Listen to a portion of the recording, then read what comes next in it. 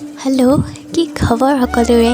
আজি আহিছোঁ পুনৰ প্ৰিয়ংকা গগৈৰ অভিমানী বৰষুণ জাকৰ দ্বিতীয় খণ্ডৰ সৈতে। আহক শুনো তেন্তে মোৰ সৈতে।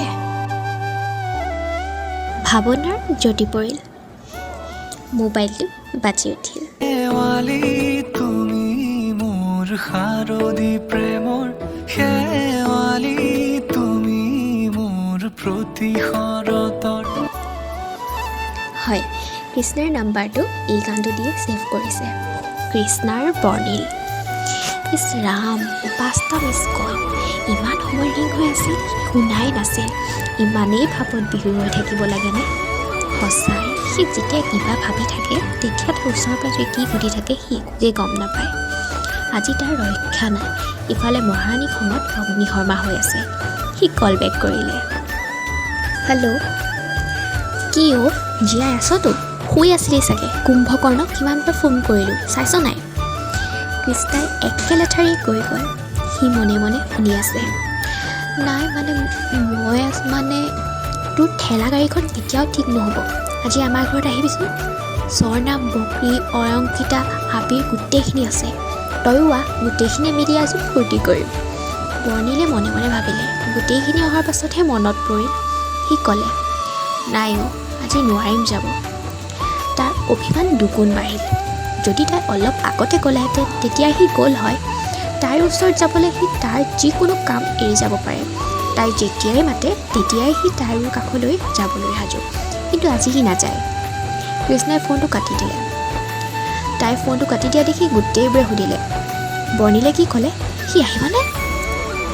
কৃষ্ণাই মই অলপ আহি আছোঁ ৰ বুলি কৈ ঘৰৰ চাদৰ ওপৰলৈ গ'ল। বাকীবোৰ আকৌ আড্ডা মৰাত ব্যস্ত। কৃষ্ণাৰ দুচকুত চকুলো।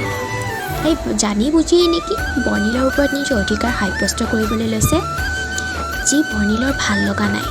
ইফালে বৰ্ণিলেও তাইক কথাবোৰ খুলি নকয়। তাৰ মনত কৃষ্ণাৰ প্ৰতি অকণো ভাল পোৱা নাইনে? কেতিয়াবা চাগে তাইহে বেছিকৈ ভাবি লয় বৰ্ণিলে মাথো তাইকহে ভাল পায়। আচলতে বৰ্ণিলৰ মুখত তাই কেতিয়াও না বোলা শব্দটো শুনা নাছিল। যেতিয়া ক'ৰবাত যাবলৈ বৰ্ণিলক লগ ধৰে তেতিয়া সি না নকয়। বৰষুণত ভিজি তাইৰ বাবে আইচক্ৰীম লৈ আহে, ফুচকা খাবলৈ লগ ধৰে। অনবৰতে মুখত হাঁহি নুগুচা ল'ৰাটোৱে আজি তাইৰ সন্মুখত কেনেকৈ না বুলি ক'ব পাৰিলে? তাই আজি বহুত অপেক্ষা কৰিছিল বৰ্ণিলক এবাৰ চাবলৈ। অন্য দিনা দেওবাৰ হ'লে তাই টিভি চাই, গল্প উপন্যাস পঢ়ি দিনটো কটায়। আজি হঠাৎ অকণমান সময়ৰ আগত গোটেই বন্ধুবোৰ আহি তাইক ছাৰপ্ৰাইজ দিলে। তাই জনাও নাছিল গোটেইবোৰ আহিব বুলি। গোটেইবোৰে ক'লে, কৃষ্ণা আজি দেওবাৰটো তোৰ সৈতে কটাম, কিবা আপত্তি আছে নেকি? কৃষ্ণাৰ মাকো বৰ ভাল মানুহ। কৃষ্ণা একমাত্ৰ জীয়ৰী, দেউতাক কৰ্মসূত্ৰে বাহিৰত থাকে। যেতিয়া গোটেই বন্ধুবোৰে আহি ছাৰপ্ৰাইজ দিলে তাইৰ বৰ্ণিললৈ মনত পৰিল। বৰ্ণিলক মাতি দিওঁ।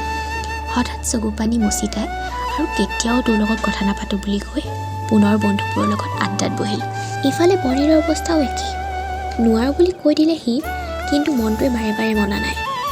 সি এনেকৈ ক'ব নালাগিছিল। তাই চাগে এতিয়া বেয়াই পাইছে। সি যাব পাৰিল হয়। তাইও এবাৰ তাক জোৰ কৰি আহিব ক'লে সি গ'ল হয়। এতিয়া সি কৰিব কি? এইবাৰ সি নিজেই যাব আৰু তাইৰ লগত ক'ব ময়ো ছাৰপ্ৰাইজ দিলোঁ। নাই, এনেকৈ নহ'ব। বাকীবোৰে কি ভাবিব? এনেও সিহঁত দুটা কলেজৰ বাকীবোৰে জোকাই থাকে। তাৰ ভাল নালাগে। তাৰ ভাল লগাবোৰ খুবেই একান্ত। সি আৰু একো নাভাবি ৰুমৰ দৰ্জা বন্ধ কৰিলে। কাণত হেডফোনডাল লগাই বিচনাত বাগৰ দিলে। ফোনত ৰিনি ৰিনিকৈ বাজি উঠিল।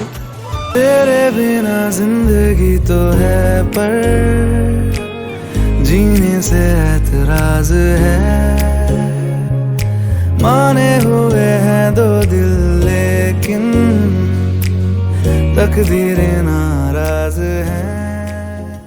বৰ্ণিল আৰু কৃষ্ণাৰ মনৰ মাজত থকা যুদ্ধখন শেষ হৈ পুনৰ বন্ধুত্বৰ ৰূপ ল'বনে, নে ইয়াতে শেষ হৈ যাব তেওঁলোকৰ সম্পৰ্ক? গতিকে জানিবলৈ নাপাহৰিব মোৰ সৈতে শুনিবলৈ পুনৰ আহিম দেওবাৰে অন্য এটি খণ্ডৰ সৈতে। আজিলৈ বিদায়।